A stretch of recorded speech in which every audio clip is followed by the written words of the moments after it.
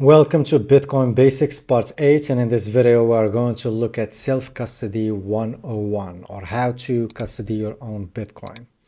So, be your own bank. Why self-custody matters? Not your keys, not your coins. I think this phrase was coined or termed by Andreas Antonopoulos, which has great books on Bitcoin, by the way. One of them is called The Internet of Money. I actually recommend you go and read it. It's a very good book. So basically, if you don't hold your keys, the private keys to your Bitcoin, you don't own the Bitcoin. In other words, if you keep your Bitcoin in an exchange or if you buy it through an ETF, you don't really own your Bitcoin. So exchanges can freeze, they can get hacked, or they can go bankrupt. And there has been many examples of this. The first one was Mt. Gox, Celsius, FTX recently in 2022.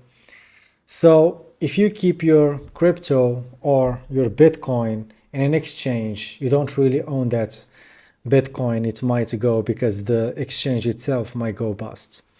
Real ownership means full control, and full control comes with owning your own private keys.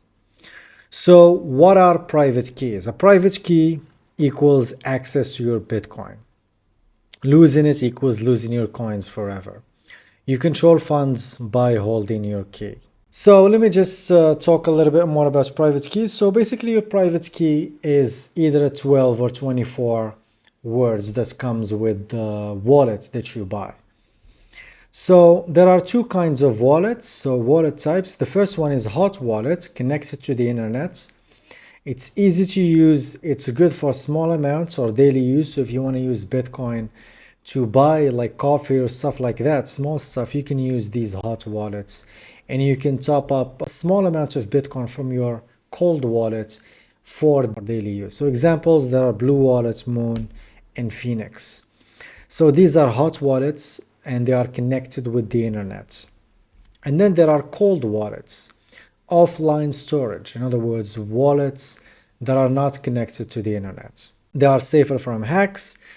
They are best for long-term holdings, and some of the examples of these cold wallets: Ledger, Trezor, and Cold Card. Understanding seed phrases or your private keys. So like I've said, 12 to 24 words, that's your backup.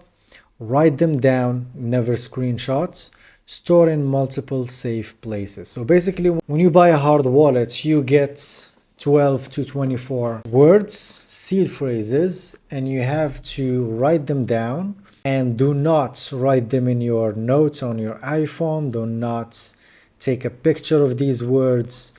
Do not upload them to the cloud, to any kind of cloud. They have to be completely separated from the internet. Write them in a piece of paper or write them in a stainless steel metal that you can buy. And of course, you have to hide them somewhere securely and store them in multiple safe places. How to back up properly? Like I've said, write on paper or steel, store in a fireproof place, and never store online or in cloud. The responsibility of self-custody. No help desk is going to help you if you lose your seed words. You are your own bank. It requires discipline, not fear. So the thing with Bitcoin, we say we want freedom money, we want to have our financial sovereignty, but that comes with responsibility. And you have to be responsible for your own private keys. If you lose your private keys, you're going to lose your money, you're going to lose your Bitcoin. And if you've been stacking Bitcoin and stacking sats and you're saving in Bitcoin for many years and then you lose your private keys, then you lose all your life savings. And it's not good.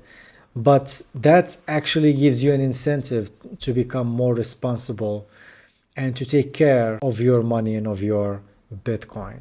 So let's look at the risk rewards of self-custody. The risks, like I've said, losing your keys if you are being reckless, theft if unsecured, if you don't hide them properly, if you don't store them properly, they might be stolen. And it's a little bit complex when it comes to hard storage and cold storage. It's a little bit complex and not so many people are tech savvy to be able to do it.